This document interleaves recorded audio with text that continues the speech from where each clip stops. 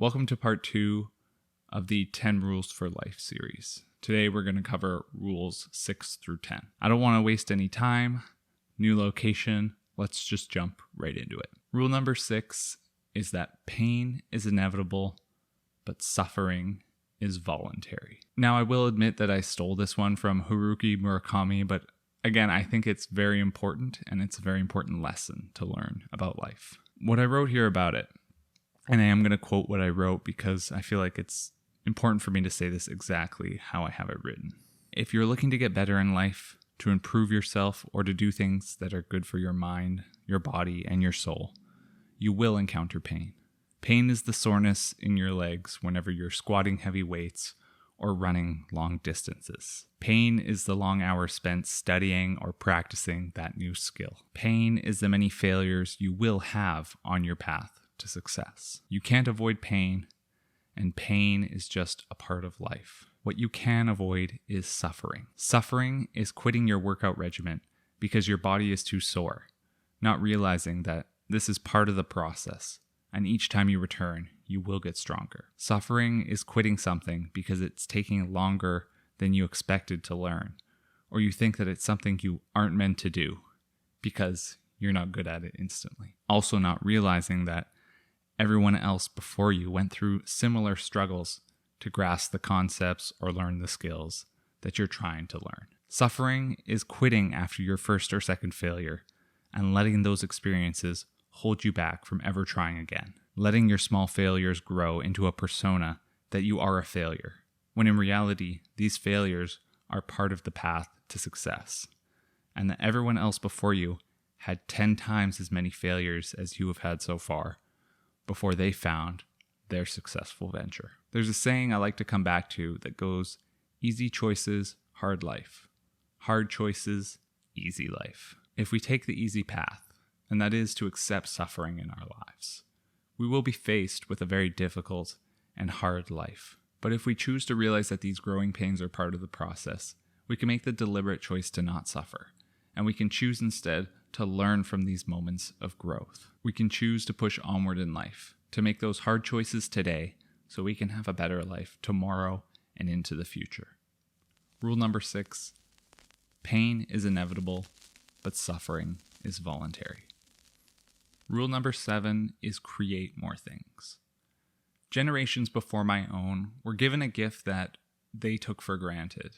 It's a gift that we don't have the luxury of having in the age of technology, and that gift is boredom. See, my grandparents and my parents even, they didn't grow up with the internet.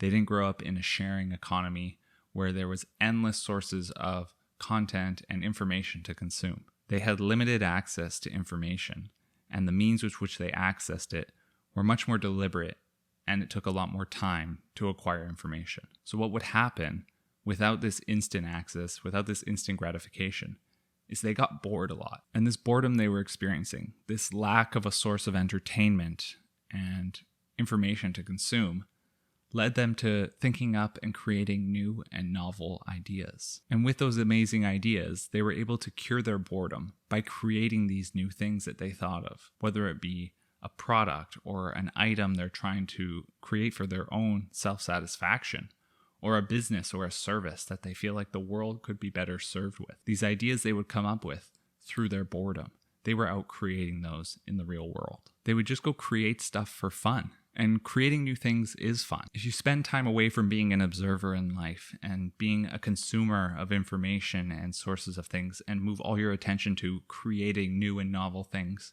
you'll come to realize this as well, that there is so much joy to be had in just pure creation of new things and new ideas. To just sit in silence and to come up with new ideas, to come up with new concepts, and to go out and make them. Make them for yourself.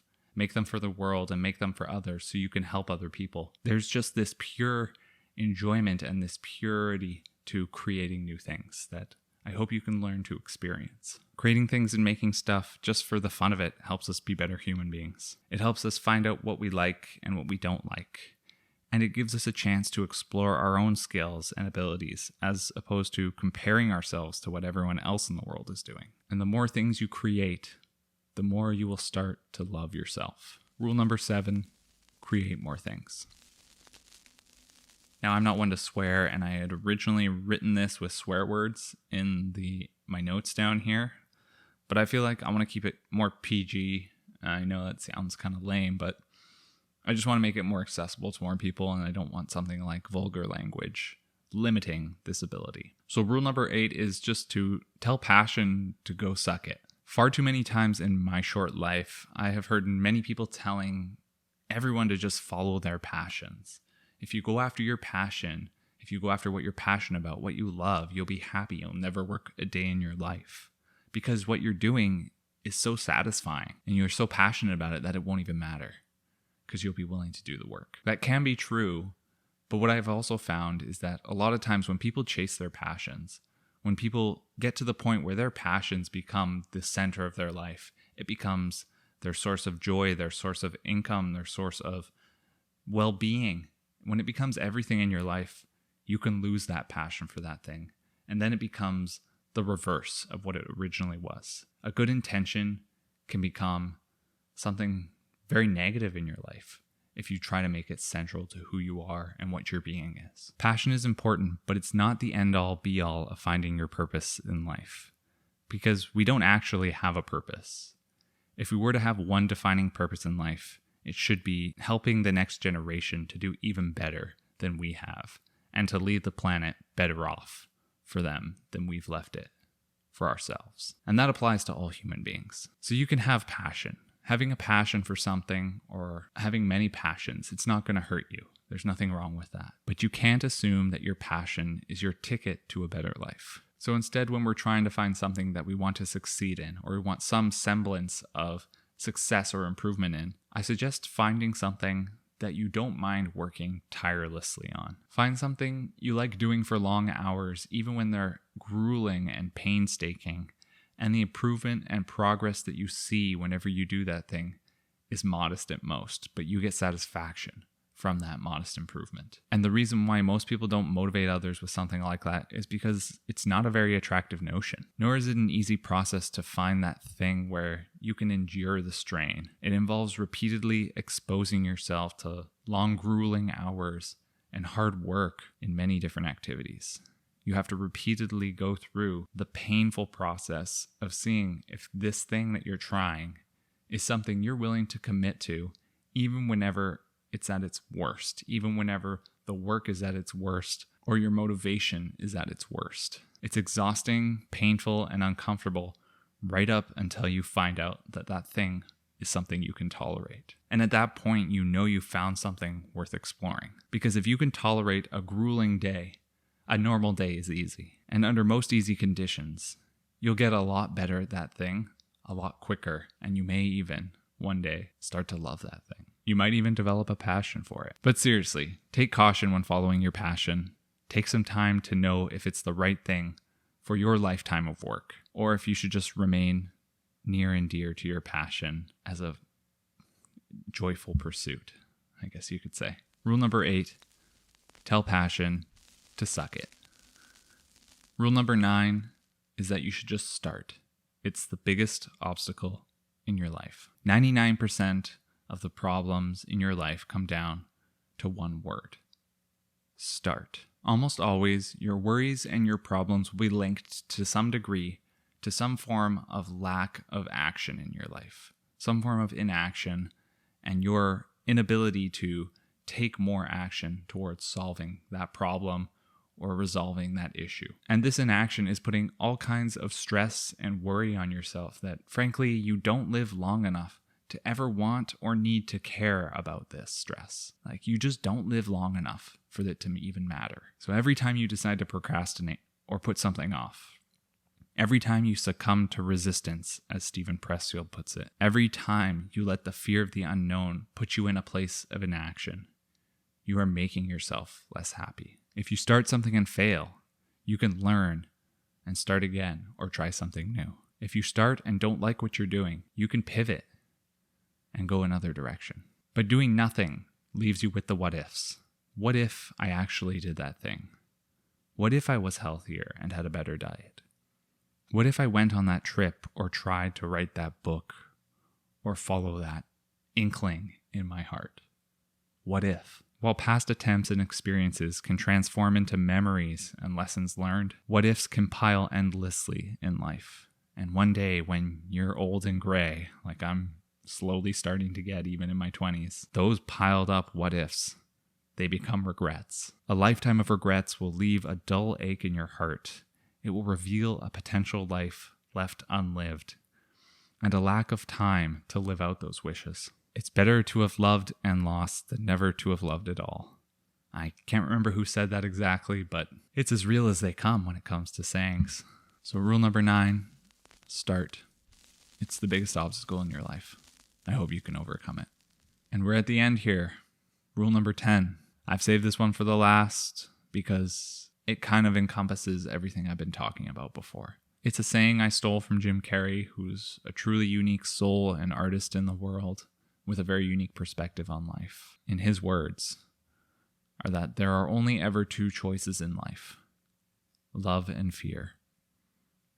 Choose love. And I know life can seem like it has endless choices, because you can literally be anybody or do anything you want and set your mind to. It's totally open and free. But behind all these decisions, behind every single choice, there's a duality at play. This duality is the real choice you make every single time. And the duality of choices is very simple: love or fear. All decisions in life are rooted in love or fear, whether it seems like it or not. You want to decide between a life of doing something you enjoy and working hard at that thing, see rule number 9, or a path you believe will provide a stable income or a safer path for you. Love and fear is present here. You're trying to decide to move to a new city where you don't know anyone, simply because there's some form of yearning to see what life is like in that new place. Love and fear is also present here. Or maybe you're trying to decide between a healthy option on the menu or something fried and frankly quite delicious and addicting. Love and fear.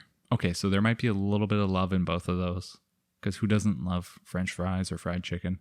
But it's about finding a healthy balance. The point here is that life is going to present you with lots of choices, and at times it may feel difficult to forge your own path. You may feel pulled to the safe route and the pressures of others to make certain choices when in reality you have a gut feeling, a feeling in your heart or in your soul that you should go the other way. Always trust your gut or your heart. They always know what you truly want, and they always align themselves to choices in line with love over fear. As Jim Carrey says, choose love and don't ever let fear turn you against your playful heart. The final rule in these 10 rules for life: there are only ever 2 choices in life: love or fear.